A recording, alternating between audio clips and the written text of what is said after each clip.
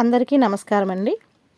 ఈరోజు మనం 1989వ సంవత్సరంలోని చందమామ కథల పుస్తకంలోని గెలిచిన ఓటమి అనే కథ గురించి చెప్పుకుందాం. ఈ కథ రచించింది లక్ష్మీ గాయత్రి గారు. రామాపురంలో ఉన్న మహేశం అనే రైతు యువకుడు స్వతహాగా తెలివైనవాడు, సరదా మనిషి. అందము, డబ్బు, తెలివితేటలు పుష్కలంగా ఉన్న అతడికి పిల్లనిస్తామని చాలామంది ముందుకు రాసాగారు.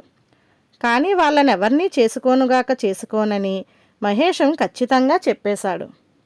మనవడి ధోరణి నచ్చని మహేశం తాత శివయ్య అతన్ని ఒకనాడు దగ్గరకు పిలిచి, ఏరా, చూపించిన ప్రతి పిల్లను నాకొద్దు పొమ్మంటే నీకు పెళ్ళి ఎప్పుడయ్యేటట్టు, మీ అమ్మ చేతికి ఆసరా ఎప్పుడు దొరికేట్టు అన్నాడు.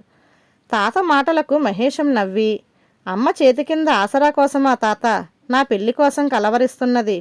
ఆ మాట ముందే చెబితే ఏనాడో ఒక మంచి పనిపిల్ల మెల్లో తాలి కట్టి తీసుకొచ్చి ఉండేవాణ్ణి కదా అన్నాడు. మనవడి చమత్కారానికి శివయ్య కూడా నవ్వుతూ, మాటలకేం గాని చూపిన ప్రతి పిల్లను కాదన్నావంటే చివరకు నాలాగే మీ నాయనమ్మ లాంటి ఎవరి పాలనో పడగలవు అన్నాడు. శివయ్య మాటలు విన్న మహేశం నాయనమ్మ, అవునురా మహేశం, అరచెయ్యంత ఇంట్లో 66 సుఖాలు అమర్చిపెట్టగల ఆడది విషం కాదు మరి అంటూ దీర్ఘం తీసింది. మహేశం నవ్వుకుంటూ, తెల్లవారి లేస్తే బ్రతుకంతా గడిచేది భార్యతోనే.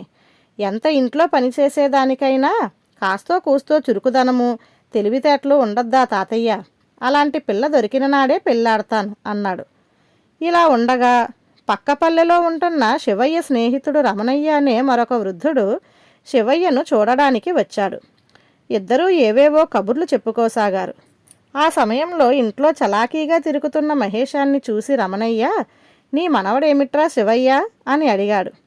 అవును, మా సూరయ్య పెద్ద కొడుకు మహేశం అన్నాడు శివయ్య. అలాగా, చాలా పెద్దవాడయ్యాడే, పెళ్లి ప్రయత్నాలు ఏమైనా చేస్తున్నారా అని అడిగాడు రమణయ్య. శివయ్య తన మనవడి ధోరణి గురించి రమణయ్యకు చెప్పాడు. బావుంది, మీ వాడు నా మనవరాలు గౌరమ్మకు సరైన జోడులా ఉన్నాడు అన్నాడు రమణయ్య. నీ మనవరాలు అంత తెలివైందా అని ప్రశ్నించాడు శివయ్య కుతూహలంగా. రమణయ్య మనవరాలంటే ఏమనుకున్నావు? తెలివితేటల్లో నీ మనవడు దాని ముందు తీసికట్టనుకో అన్నాడు రమణయ్య గర్వంగా. స్నేహితుడి మాటలకు శివయ్య రోషపడి, అయితే నా మనవడు వచ్చి ఆ సంగతేదో చూడవలసిందే మరి అన్నాడు. మహేశం ఒక్కడు రమణయ్యతో కలిసి వెళ్ళేట్టు, గౌరిని చూసి నచ్చితే పెళ్ళాడేటట్టు నిర్ణయం జరిగింది. ఇద్దరూ బయలుదేరాలు.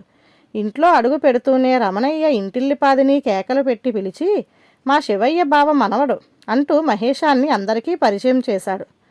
తరువాత మనవరాలు గౌరి వైపు చూస్తూ, గౌరమ్మ, మనవడు గొప్ప తెలివైనవాడని మా శివయ్య తెగ మురిసిపోతున్నాడు. నా మనవరాలు నీ మనవడికి ఏమీ తీసిపోదని చెప్పి కావలసి వస్తే వచ్చి చూసుకోమని పందెం కాసి మరీ మహేశాన్ని ఇక్కడికి తీసుకువచ్చాను అన్నాడు. తాత మాటల్లో లీలగా ధ్వనిస్తున్న భావం అర్థమై గౌరి ముఖం ఎర్రబడింది. ఆకర్షణీయంగా చురుకుగా ఉన్న గౌరి ముఖం చూడగానే పర్వాలేదు, తెలివైన పిల్ల అన్న భావం కలిగింది మహేశానికి.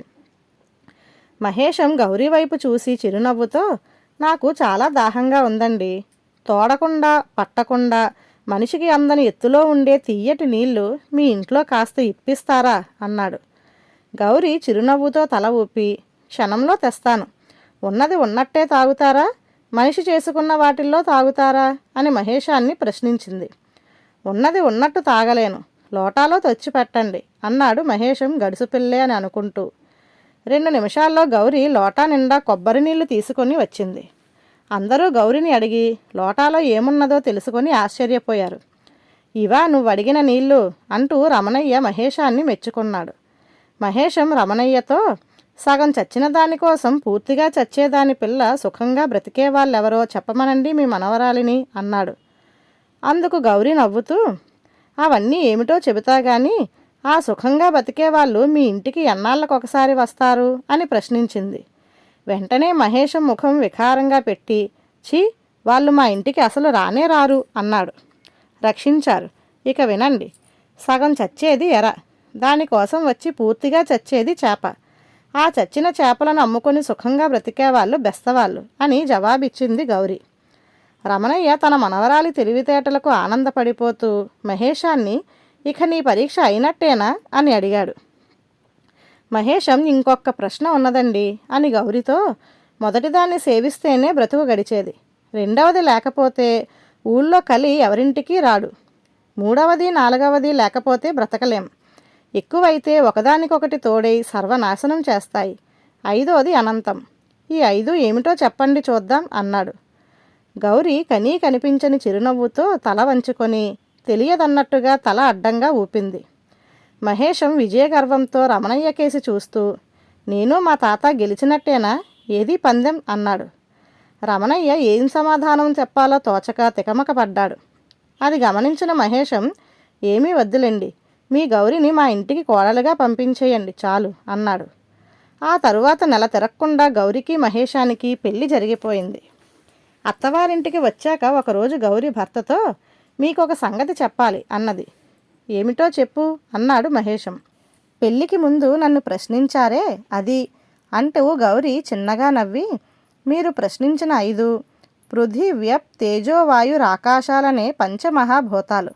మొదటిదైన పృథివీ అంటే భూమిని సేవించి పంటలు పండిస్తేనే బ్రతుకు, రెండవది నీరు, అది లేకపోతే ఊళ్ళో కలి అంటే చాకలి ఎవరింటికి రాడు, 3, 4 అగ్ని వాయువు, గాలి నిప్పు లేకపోతే బ్రతకలేం, ఎక్కువైతే ఒకదానికొకటి తోడై సర్వనాశనం చేస్తాయి, ఐదవదైన ఆకాశం అనంతం అన్నది గౌరి.